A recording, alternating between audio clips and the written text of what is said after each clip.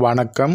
இந்த பதிவில் தனுசு ராசி நண்பர்களுக்கு வாரம் ராசி பலன். உங்களுடைய ராசியை குரு பார்க்குறாரு, முயற்சி ஸ்தானத்தை குரு பார்க்குறாரு, லாபஸ்தானத்தை குரு பார்க்குறாரு.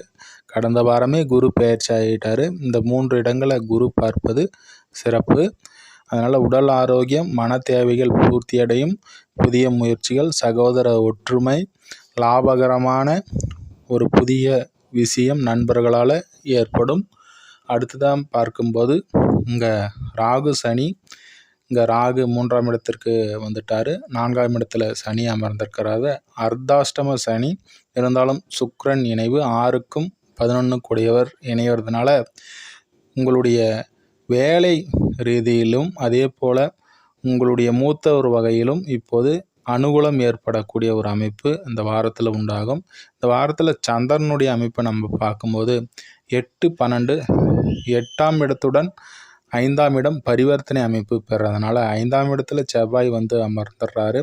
8ஆம் இடத்துல போய் உங்களுடைய 5 கூடியவர் நீச்ச அமைப்பு பெற்று இருந்ததுனால குழந்தைகள் விஷயத்தில் தேவையில்லாத சங்கட்டங்களை அனுபவித்தவர்களுக்கு இந்த வாரம் ஆரம்பமே நல்ல ஒரு அமைப்பு. கடந்த வாரத்தில் ஆரம்பம் சந்திரமங்கல யோகம் அமைப்பு பெற்றதுனால உங்களுடைய 2ஆம் இடத்தை செவ்வாய் பார்த்துட்டு இருந்தார். அதனால் உங்களுடைய வார்த்தைகள் ரீதியிலும் குடும்பம் சார்ந்த விஷயங்களிலும் வருமானத்திலையும் தேவையில்லாத கஷ்டங்கள் இருந்தது. அந்த அமைப்பு வந்து இங்கே சந்திரமங்கல யோகம். சந்திரன் இங்கே கடந்த வாரம் ஆரம்பத்தில் சந்திரன் மகரத்தில் இருந்து கடகத்தில் இருந்த செவ்வாயை பார்த்ததுனால அந்த அமைப்புகள்லாம் விலகிச்சு. அடுத்ததாக கடந்த வாரத்தில் ஆரம்பமும் சரி கொஞ்சம் நடுவுலையும் சரி பரவாயில்ல அப்படின்ற அமைப்பு சந்திரன் குருவின் பார்வை பெற்று இருந்ததுனால நல்ல ஒரு அமைப்பில் இருந்தது.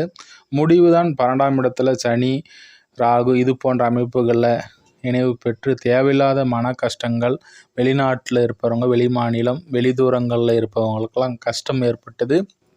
இந்த வாரம் பார்க்கும்போது பரிவர்த்தனை அமைப்பு செவ்வாயும் சந்திரனும் ஏற்படுறதுனால வெளி தூரத்தில் வசிப்பவர்களுக்கு சாதகமான ஒரு அமைப்பு. அதே போல் இங்கே 6ஆம் இடத்துல சந்திரன் உச்சம் பெற்று இருக்கிறதுனாலையும் இப்போ பார்த்தீங்கன்னா குழந்தைகள் சார்ந்த விஷயங்களிலும் உங்களுடைய புதிய ஒரு விஷயத்தை வெளிதூரத்தில் செய்யணும் அப்படின்னு நினைக்கிறவங்களுக்கும் இது ஒரு சாதகமான ஒரு அமைப்பு தான்.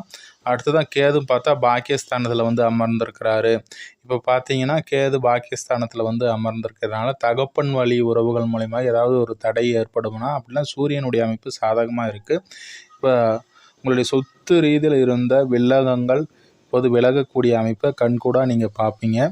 அடுத்ததாக இன்னொரு பதிவில் சந்திப்போம் நண்பர்களே. நன்றி, வாழ்த்துக்கள்.